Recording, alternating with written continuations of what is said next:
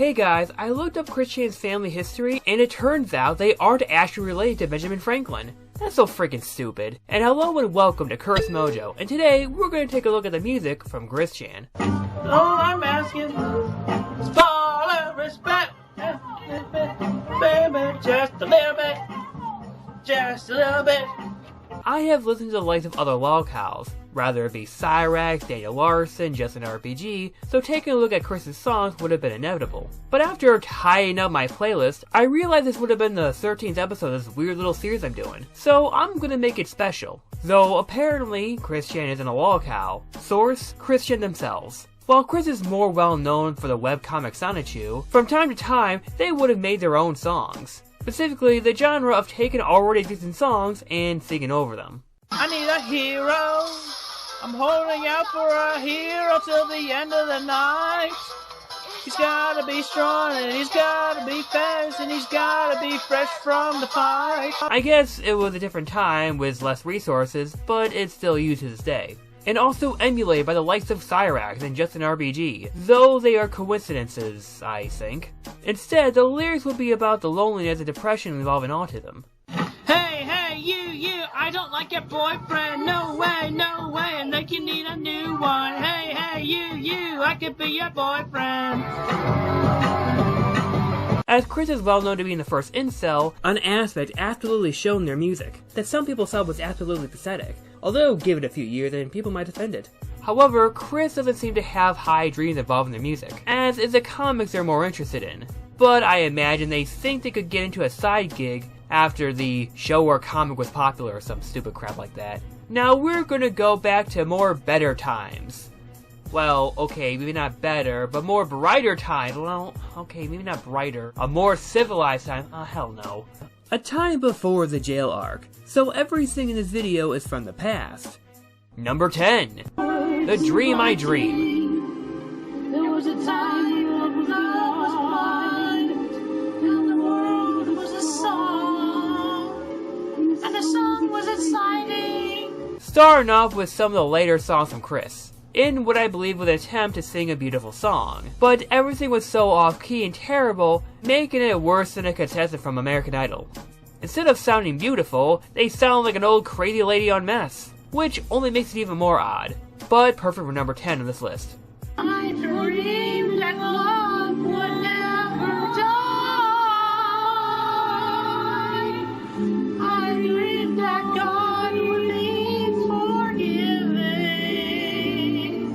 Noel, if the judging criteria or the voting criteria here was to vote people through for managing to sing every note out of tune, you would win tonight. Number 9. Troll Paradise. As I walk through the valley of wallow and dark shame, I take a look at my life and I realize there's nothing here, cause I've been blasting and laughing so long that even my mama thinks that my mind is gone. Now it is said that Gangster's Paradise could not be parodied, and it showing up in that terrible Sonic trailer made the stigma of the song perfect for this list. Although Chris isn't a stranger to ruining the classics. Cause this is Thriller night. No one's gonna save you from the beast about to strike. The song has Christian trying to go in the mind of the trolls, specifically of Clyde Cash, their mortal enemy. Of Chris using the loser stereotype to describe him, even though they could apply to them as well. We've spent most of our lives living in a trollster's paradise.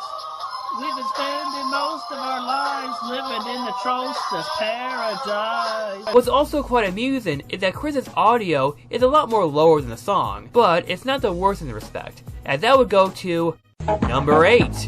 Yellow is a mellow color. Yellow is a mellow color. Yes it is, it's a mellow color. Sonichu sets for lightning. Hey, mellow color. Now with a title like that, you might think it's one based on that Muppet song, or at least something more slower or similar to that. Chris chooses that heavily catchy and loud Macarena song, and it fits just as awful as it sounds. Without a map, it's like traveling with no map. Take a chill pill and dance. Yellow is a mellow color. The audio is way too loud, though chances are you probably need the transcript from the quickie to know what they're saying. The whole thing just feels wrong, because the upbeat tune just doesn't work right when the song is about yellow being mellow. This is a monkey who likes to play around and say a bunch of bananas. Never put a banana in your pajamas. Yeah.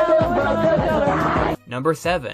Lovin' You. Loving you is easy 'cause you're beautiful.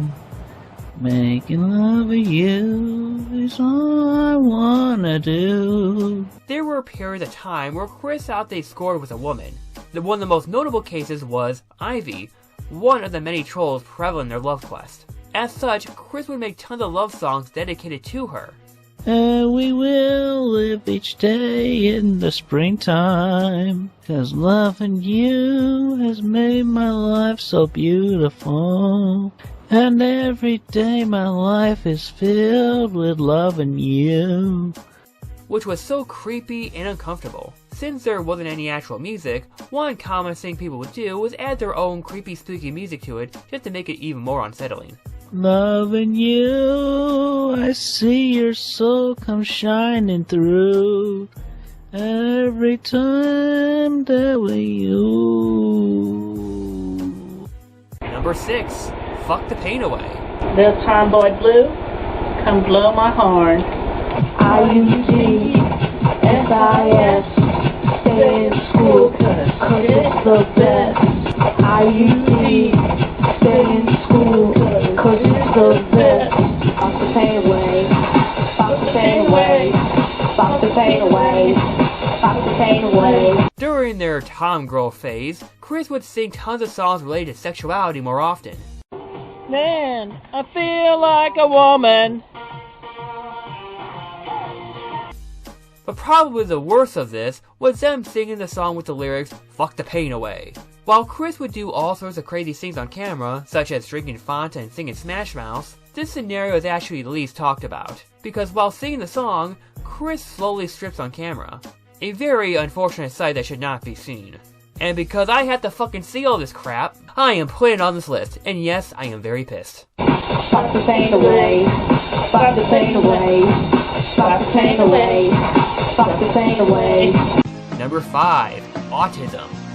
I've been high and feeling like an outcast, alright. But let me tell you, I need some friends now, alright. While Chris's songs are usually about their struggles with autism, the one that heavily speaks to this is, well, the autism song, talking about their depression and loneliness, spelling out the letters throughout the song. AUTISM, why is it me? Silence and friends unseen. What's even more noteworthy that the original Backstreet Boys song is actually pretty upbeat and positive, only to have the lyrics be replaced with something a lot more, well, sour. By the way, this is a strange music video, first time watching it. Number 4. Revive Zordon. They need to revive Zordon. Revive Zordon. In short, the first 6 seasons of Power Rangers were actually quite connected, ending with the main mentor, Zordon, being killed. Afterwards, the seasons will be standalone, which probably turned some viewers down, although the franchise kept running since. But Chris is part of the minority who hates the show after the Zordon arc. There's been plenty of good seasons that came out afterwards, and everyone's favorite, Time Force, featuring Virgil from the Devil May Cry series. Hell, even Lost Galaxy was a great season. Get the Power Rangers back together, which was most awesome. Compared to today's crappy Power Rangers, got to revive Zordon. The song was used in Sonichu issue 10 during the final battle against all the major troll characters. Ironically, this Sonichu issue would be the end of the classic Sonichu era comics, just like how Countdown to Destruction did for the classic Power Rangers itself. However, because modern franchises can't leave good enough alone, there is a storyline talking about bringing Zordon back for nostalgia bait. So Chris might actually get what they want after all. Coming up Kimberly, sweet and tenderly, training the kingdom with that. Number 3. Onion Rap. Kick, punch, it's all in the mind. If you want to test me, I'm sure you'll find that you all things that I teach you to beat ya. One of Christian's favorite franchises is Parappa the Rappa, and in this one, they sing one of many songs. But with a twist, as they really try to give it their all, using every single editing effect to their disposal.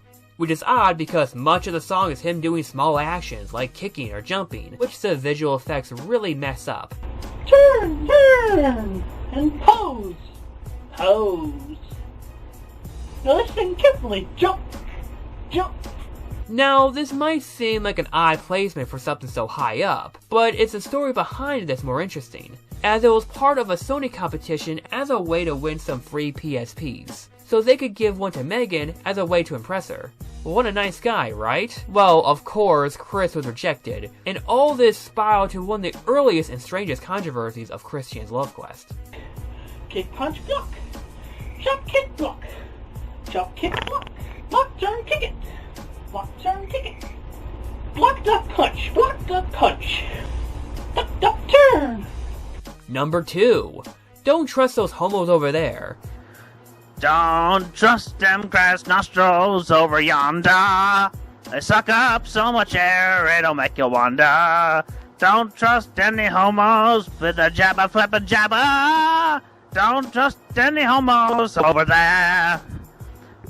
In here, Chris sings an anti-gay song. In this odd song, Christian pretends to be Uncle Ruckus from the Boondocks, which he would describe homos in the same way the character would talk about black people in the show, all while speaking in a similar voice through the more exaggerated Christian style.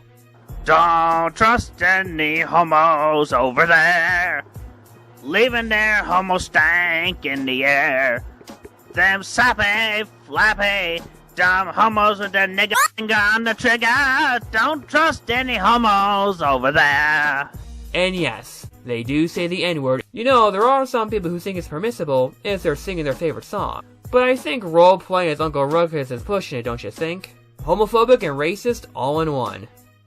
Woman and man make the babies. Straight way's the way to play. No ifs, ands, buts, or babies. Man play with pussy. They get that ticket to heaven. They stay true from 69 to 11. We be playing hoes over bros every day. For honorable mentions, It's okay to be gay. It's a choice of the boys in the gay way. I need a hero. I'm holding out for a hero till the end of the night. It's raining dykes, hallelujah. It's raining dykes, amen. and number 1, Virgin with Rage. Hey, look at me. I'm sitting here sad and lonely without a fire but a desire. Now, it's pretty obvious. Usually I would like to subvert expectations a little bit, but Virgin with Rage is one of the most well-known and infamous of their pathetic songs. Just like Autism, it would take a popular boy band song and insert their own incelly lyrics. But each lyric is handcrafted to be so laughable and bad, it actually fits well. Tell me why I'm stuck as a virgin with rage. Tell me why I so need a cute girl my age. Tell me why I never wanna hear you say I have a boyfriend. It's practically Christian's anthem. Not to mention, it's one of their oldest songs to date, as it made a cameo in Christian's first Let's Play video sent to Nintendo. May I, Mr. Snowman? Please go right ahead. Alright. Tell me why I'm stuck as a virgin with rage. Tell me why I so need a cute girl my age. Tell me why I ain't never wanna hear you say I have a boyfriend. If only the people involved knew what they were dealing with sooner. And my character's name is Sonichu. You may remember him from previous letters I have sent to you guys in the past. But I have to mention that even though the song was old, it's not the first thing here. Is a mellow color? Yes, it is a mellow color. Sonichu's absolute lightning. and mellow color. The song was so infamous that it had all sorts of covers, including one from Liquid Chris. Eventually, Chris did lose their virginity, but if only they stuck to a quote-unquote cute girl their age. If you want, you can check some of my other Curse Mojo content. I think it's best to have 13 be the season finale, as I focus on other content. I've been doing this stuff for over a year at least. I hope you stick around, and hope to see you soon.